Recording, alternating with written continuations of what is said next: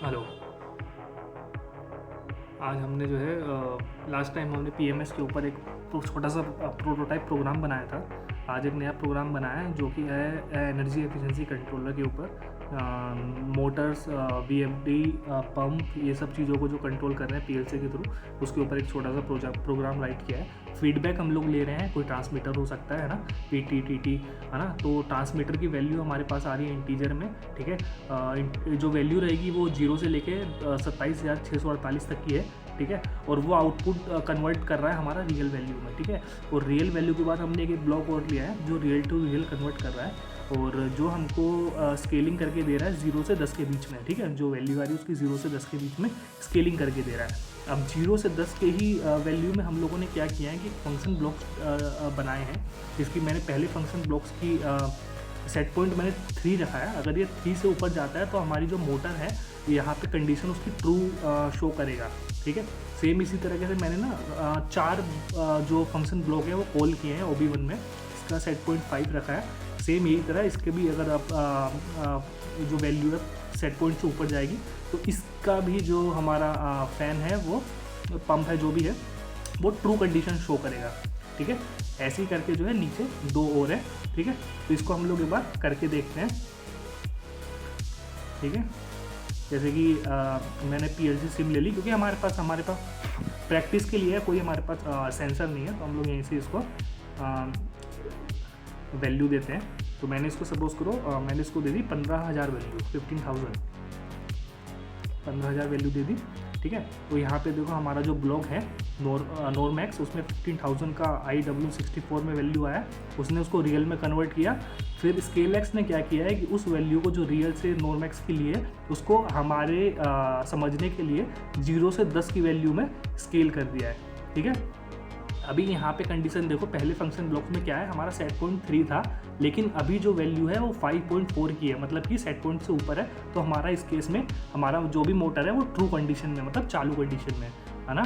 Same उसी तरीके से दूसरा वाला ब्लॉक देखेंगे तो उसकी हमने सेट पॉइंट 5 सेट की है, और हमारा जो वैल्यू है वो 5.4 है, मतलब कि हमारा ये भी ट्रू है ना।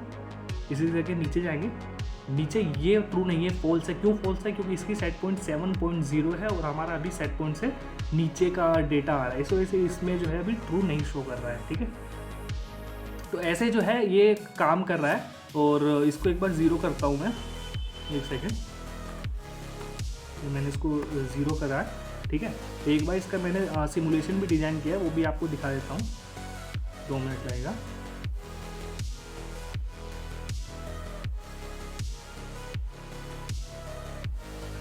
एक HMI स्क्रीन है जिसके ऊपर हम फैन घुमा के देख रहे हैं। कोई ज़्यादा कॉम्प्लेक्स HMI नहीं बनाई है, ज़्यादा टाइम नहीं था तो हमने एक बेसिक सी HMI बनाई है, ठीक है। देखो ये अपने पास एक HMI है। अभी यहाँ पे क्या है, यहाँ पे भी PV दिखा रहा है, प्रोसेस वैल्यू 0 आ रही है। प्रोसेस वैल्यू 0 आ रही है, इसलिए जो है हमारा एक भी पंप नहीं चालू है, एक भी पंप नहीं चालू है। अब हम क्या करेंगे, अभी जो हम लैडर लॉजिक में देख रहे थे ना कि वो चेंजेस हो रहे थे, हम जो सिमुलेशन से जो इनपुट दे रहे थे है ना यहाँ से, तो अब यहाँ से मैं इस पे HMI पे दूंगा, क्या हमारी HMI चलेगी?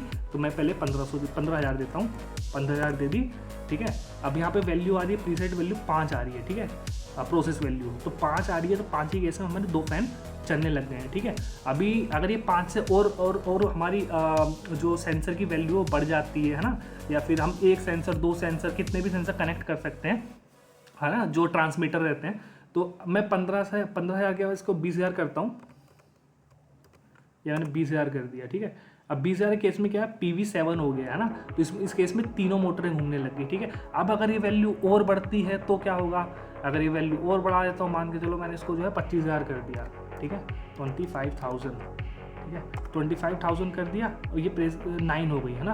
अब क्या हो रहा है, 9 के केस में हमारी चारों की चारों मोटरें घूमने लग गई, चारों की चारों मोटरें चालू हो गई है, ठीक है। और ये कौन चालू कर रहा है, PLC चालू कर रहा है। PLC किसको कमांड दे रहा है चालू करने के लिए, PLC कमांड दे रहा है VFD को, ठीक है। तो ये जो सिस्टम रहता है इसी को बेसिकली बोला जाता है एनर्जी एफिशिएंसी कंट्रोलर, जो कि मरीन में यूज़ की जाती है, ठीक है।